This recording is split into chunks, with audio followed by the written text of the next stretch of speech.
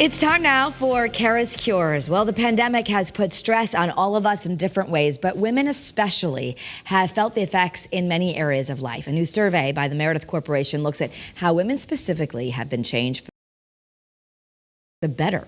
I spoke with Britta Cleveland. She is the Senior Vice President of Research Solutions at Meredith. Take a look.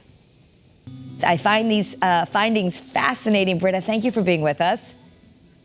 Thank you for having me. This is great to be able to talk about it.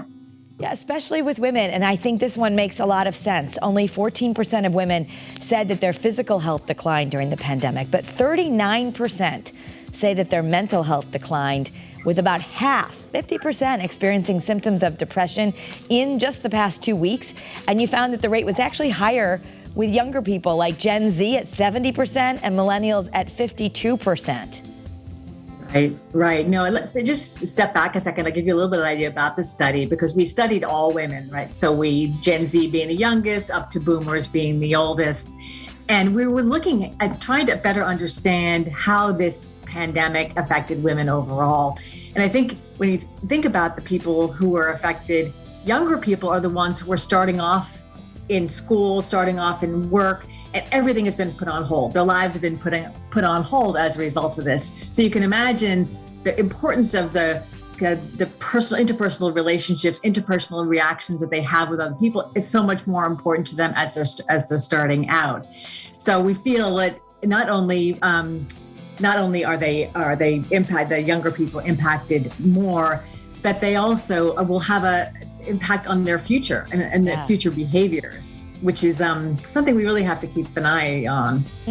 Yeah, for sure. Younger people especially, it seems like they just lost out on so much, especially those who are in college or maybe just going off to college. And you're totally right about that. 42% of women say they actually have enjoyed the slower pace of life. I got to say, I thought that was a silver lining. Not that I want my kids' activities to be canceled forever, but the slowing down, I think, I don't know that many of us want to go back to having it be as hectic as it once was. Totally agree. I think it's for some perspective, prior to this study that we conducted back in the early fall, we did a study called Exponential Z. And in this study, we actually found about Gen Z women being so anxious, so crazy, so incredibly impacted by this. And everyone wanted, from Gen Z to boomers, wanted to put the brakes on and jump off this bandwagon. This is before COVID, right? So people are saying, I just want to stop. I want to slow down. I want a life. I want to get back on more control over my life. And then COVID hit, right? And all of a sudden COVID hit and we got kind of what we wanted. So you're absolutely right about a silver lining. I mean, this is an area where we were looking for some time out. So for those people, and about half of the people we surveyed in this recent survey are saying that they feel close to the pandemic and they're actually going to make changes as a result. So this idea, things like reevaluating your priorities, recognizing that being with your family, being close to friends and family, you're valuing that more than spending money on things. So when you think about this, study has also shown us that once the pandemic is over, about half of the people are going to make some sort of a change. And hopefully that wish that they had in our last survey, the Exponential Z, where they were saying, help me get off this treadmill, we'll go back to hopefully a little bit more reasonable pace. Yeah. So things are really important, as well as not just thinking about me, we're thinking about people around us more.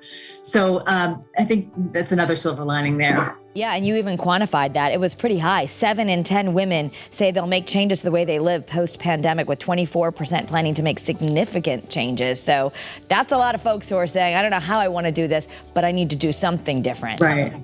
We sort of think of it as being like the disruption really is the new normal. And all of a sudden we started this pandemic came in and we say, okay, what is the new normal? What is the post-normal going to look like? And that was really the purpose of the study, to say, are there changes that people are going to make? So one key finding we have here, it's not just about demographics. I did point out that Gen Z and millennials are more likely to have mental anxiety than the older cohort, but a lot of it has to do with what your job was, where you live, your political feelings. Those things are tying into how you react.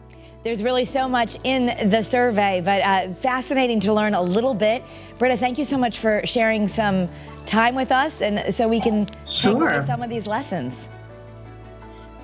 Happy to be here, and we do so much research on women because the women who are watching your show are wondering, what can I do differently as we move forward? Can I actually make some changes? Will there be an opportunity for you to make changes? So the answer is there are silver linings, but we have to really focus on mental health and giving people opportunities to get past that and learn from it.